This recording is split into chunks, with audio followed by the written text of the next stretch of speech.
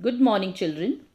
Today, in geography, we are going to revise the first chapter, that is resource and development. Children, as you know, resources are the means available for the economic and political development, such as mineral wealth, labor force, livestock, etc. That means everything available in our environment which can be used to satisfy our needs, provided it is technologically accessible, economically feasible, and culturally acceptable, and we call it as a resource. Now, children, what is the meaning of technologically accessible? It means the technology need to use the resource must be available so that we can extract it and make proper use of it. Economically feasible means we must have enough money to extract it and use it. Culturally acceptable means it must be accepted by the people, it must not disturb or hurt their feelings, sentiments, culture, surroundings, home, etc.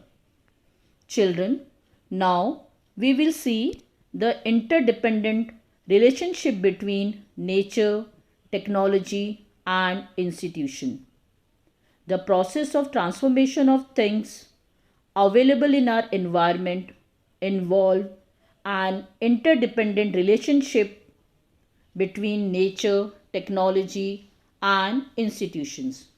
Human beings interact with nature through technology and create institutions to accelerate the pace of economic development.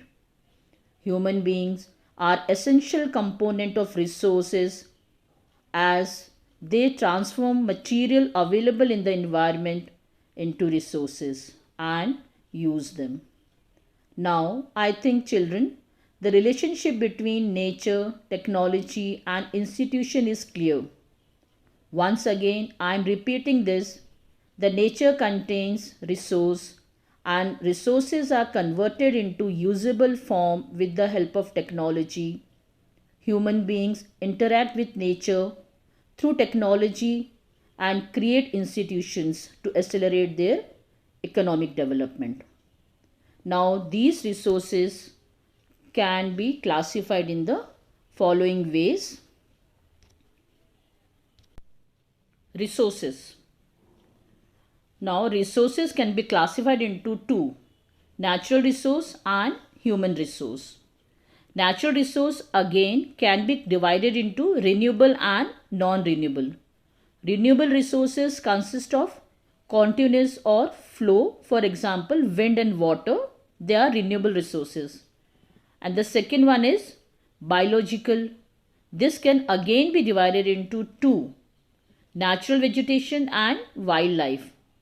On the other hand, non-renewable resources can be divided into two: recyclable and non-recyclable. Recyclable means which can be recycled, for example, metals, and non-recyclable means which cannot be used again, which cannot be recycled again, for example, fossil fuels such as petroleum and coal.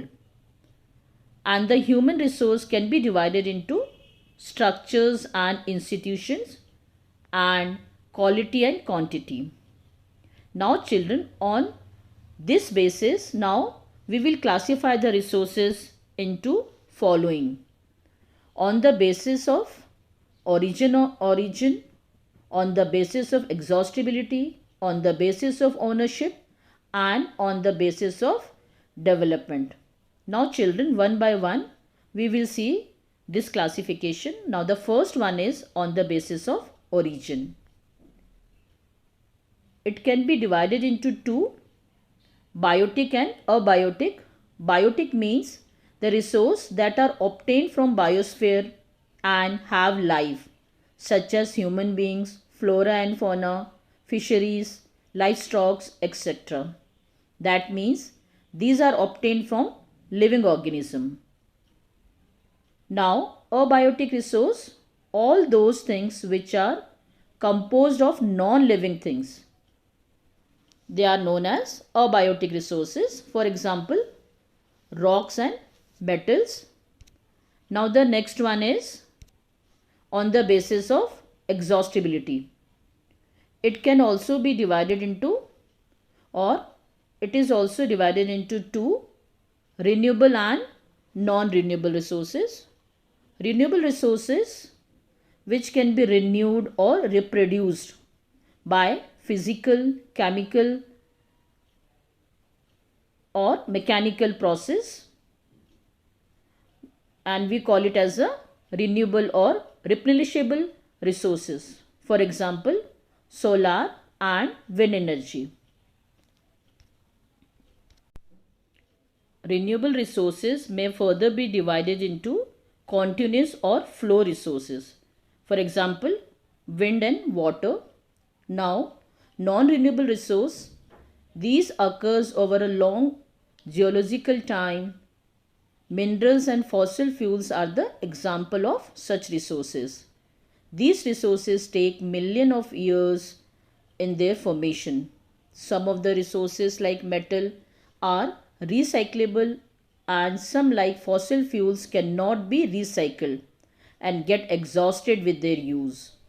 That means the recyclable resource can be used again and again. For example, metal and non-recyclable resources, this can be used only once. For example, fossil fuels. Next, on the basis of ownership. On the basis of ownership, it can be divided into individual, community owned, national and international. Let's see the first one, individual resource. They are owned privately by individuals.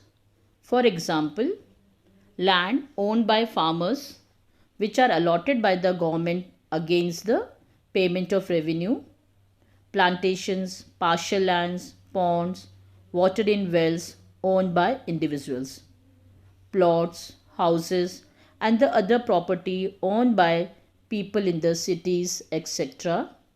That means individual resources are owned privately by the individuals. Second one, that is community resource. They are accessible to all the members of community. For example, in villages, grazing grounds, burial grounds, village ponds, etc. Public parks, picnic spots and playgrounds in urban areas. That means these resources are available to all the member of the community. Then the next one, that is national resource. Children, technically all the resources belong to the nation. The country has legal power to acquire even private properties for the public goods. For example, you might have seen roads, canals, railways being constructed on the fields owned by some individuals.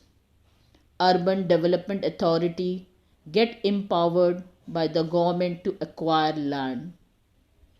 All the mineral resources, water resources, forest, wildlife, land within the political boundaries and oceanic area up to 12 nautical miles from the coast termed as territorial water and resources therein belongs to the nation. That means all the resources within the political boundaries are national resources. Then the international resource. There are international institutions which regulate some resources. The oceanic resource beyond 200 kilometers of the exclusive economic zone belongs to open ocean, and no individual country can utilize these resources without the concurrence of international institution. That means these resources belong to all the countries and are regulated by the international institutions. Children, now India has got the right to mine manganese nodules from the bed of Indian Ocean, from that area which lies beyond the exclusive economic zone. Now, the next classification, that is on the basis of development. On the basis of development, the first one is potential resources. These resources are found in the region but have not been utilized due to lack of capital or other reasons.